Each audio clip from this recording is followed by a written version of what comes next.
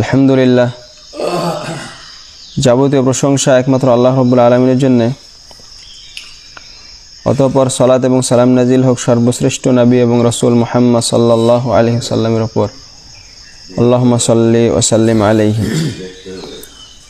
আমরা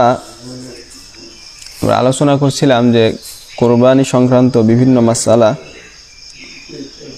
গতকালকে বলেছি যে কুরবানির হুকুম সম্পর্কে, কুরবানি করা সুন্নাতে মুআক্কাদা, এ বিষয়ে আমরা গতকালকে বলেছি। আজকে দ্বিতীয় মাসআলা হচ্ছে, যে ব্যক্তি কুরবানি করতে চায় তার জন্য জিলহজ মাস শুরু হলে চুল কাটা এবং নখ কাটা থেকে বিরত থাকা, এটা অন্যতম বিধান।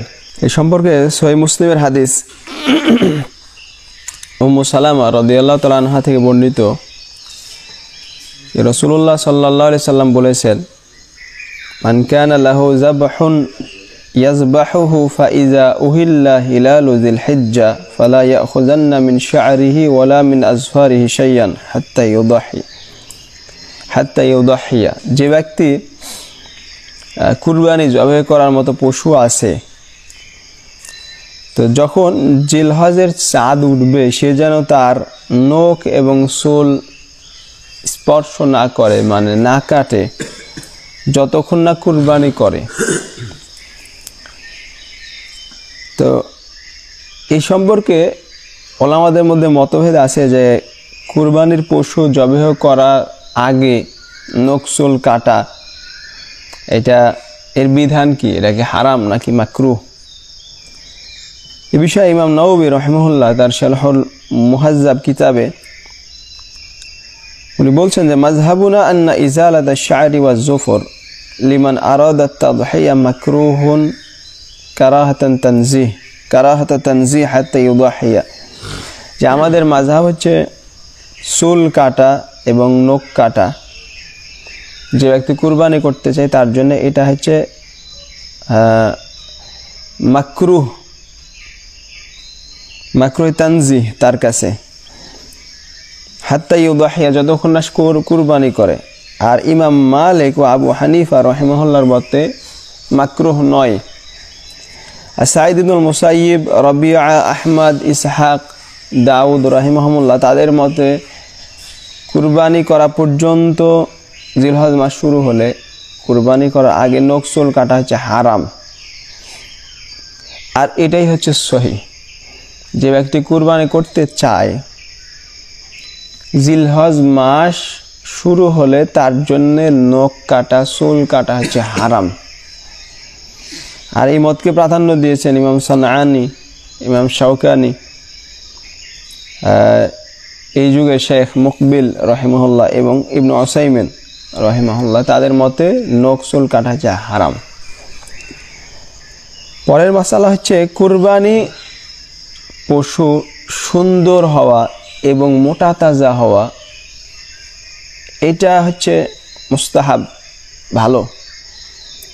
ইবনে কুদামা রাহিমাহুল্লাহ তার মুগনি কিতাবে বলেন 13 নম্বর খণ্ডে 367 পৃষ্ঠায়, ওয়া ইউসান্নু ইস্তিসমানুল উদহিয়াতি ওয়া ইস্তিহসানুহা। সুন্নাত হচ্ছে কুরবানির পশু মোটা তাজা হওয়া এবং সুন্দর হওয়া দেখতে। কারণ আল্লাহ তাআলা বলছেন, ওয়া মান ইউআযযিম শাআইরাল্লাহ ফাইন্নাহা মিন তাকওয়াল কুলুব। যে আল্লাহর নিদর্শন সমূহকে সম্মান করবে, এটা তো তার অন্তরে তাকওয়ার বহির্প্রকাশ।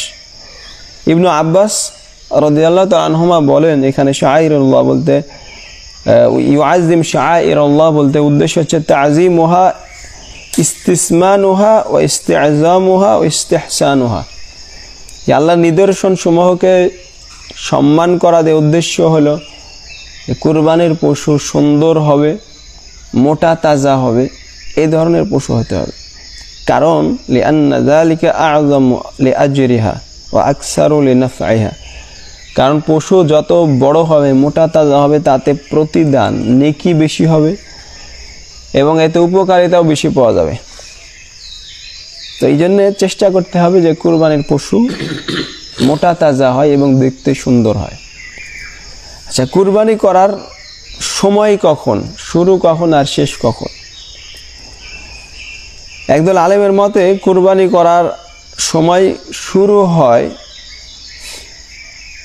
ঈদের দিন সূর্য ওঠার পর থেকে সালাত এবং খুতবা হওয়ার সময়, আনুমানিক যতটুকু সময় লাগে এই সময়ের পরেই কুরবানি করার সময় শুরু হয়ে যায়, একদল আলেমের মত। এটা ইমাম শাফির একটা মত, দাউদ জাহিরি রহিমাহুল্লাহ, ইবনুল মুনজির রহিমাহুল্লাহ, তাদের মতে যে সালাত আদায় করা হোক বা নাই হোক, সূর্য উঠে গেছে এবং সালাত এবং খুতবার সময় এতটুকু সময় হয়ে গেছে, তাহলেই কুরবানি করা যাবে তাদের মতে। তাদের উদ্দেশ্য হলো এখানে সময় উদ্দেশ্য, সালাত উদ্দেশ্য নয় তাদের মতে। তো একদল আলেমের মতে যে কুরবানি করা সময় শুরু হয় ঈদের সালাত এবং কুরবানির ঈদের সালাত এবং খুতবার পর থেকে। এটা সালাতের সাথে সম্পর্কিত, যেখানে ঈদের সালাত হয়। আর যেখানে ঈদের সালাত হয় না, যেমন প্রত্যন্তর অঞ্চলে বেদুইন এলাকাতে ঈদের সালাত যদি না হয়, তাহলে সেক্ষেত্রে ওই মত হতে পারে, আল্লাহু আলাম। শেখ ইবনে উসাইমিন রাহিমাহুল্লাহ উনি বলছেন যে মিন বাদি সলাতিল ঈদ ইয়াউমান নাহার ইলা গুরুবিশ শামসি মিন আখিরি ইয়াউমিন মিন আইয়ামিত তাশরিক ওয়া হুয়া আল ইয়াউমুস সালিস আশার মিন যিলহিজ্জাহ। এই সময়টা হচ্ছে ঈদের দিন সালাত পরে থেকে আইয়ামে তাশরিকের শেষ দিন, অর্থাৎ জিলহজ মাসের 13 তারিখ সূর্য ডোবা পর্যন্ত এই 4 দিন কুরবানি করা জায়েজ। উনি বলছেন ফাতাকুনা আইয়ামুজ যাবহ আরবা। এখান থেকে বোঝা যায় যে তাহলে কুরবানি পশু জবাই করার সময় হচ্ছে 4 দিন। একটা হলো ঈদের দিন সালাত পরে, সালাতের আগে যদি কেউ করে তার কুরবানি হবে না, আবার করতে হবে। আর ঈদের পরের 3 দিন। লেখক বলছেন শেখ ইবনে উসাইমিন ফামান যাবাহা ক্বাবলা ফারাগি সালাতিল ঈদ আও বা'দা গুরুবিশ শামসি ইয়াউম আস-সালিস আশার লাম তাসিহা উদহিয়াতু। কেউ যদি ঈদের সালাতের আগেই পশু জবাই করে অথবা 13 তারিখ সূর্য ডোবার পরে করে, তাহলে তার কুরবানি সহি হবে না। এটা হলো এটাই সঠিক মত। যদিও কোরবানি পরে কয়দিন করা যাবে এই নিয়ে ওলামাদের মধ্যে মতভেদ আছে, তবে সঠিক মত হচ্ছে ঈদের সালাত পর থেকে শুরু করে পরের 3 দিন, মানে মোট 4 দিন কুরবানি করা যাবে। আল্লাহু আ'লাম বিসওয়াব। তো এই ছিল কিছু আজকের মাসালা। আল্লাহ আমাদের সবাইকে এগুলো জেনে আমল করা তৌফিক দান করুন। আল্লাহুম্মা আমিন। সুবহানাকাল্লাহুম্মা ওয়া বিহামদিক আশহাদু আল্লা ইলাহা ইল্লা আনতা আস্তাগফিরুকা ওয়া আতুবু ইলাইক। আসসালামু আলাইকুম ওয়া রাহমাতুল্লাহি ওয়া বারাকাতুহু।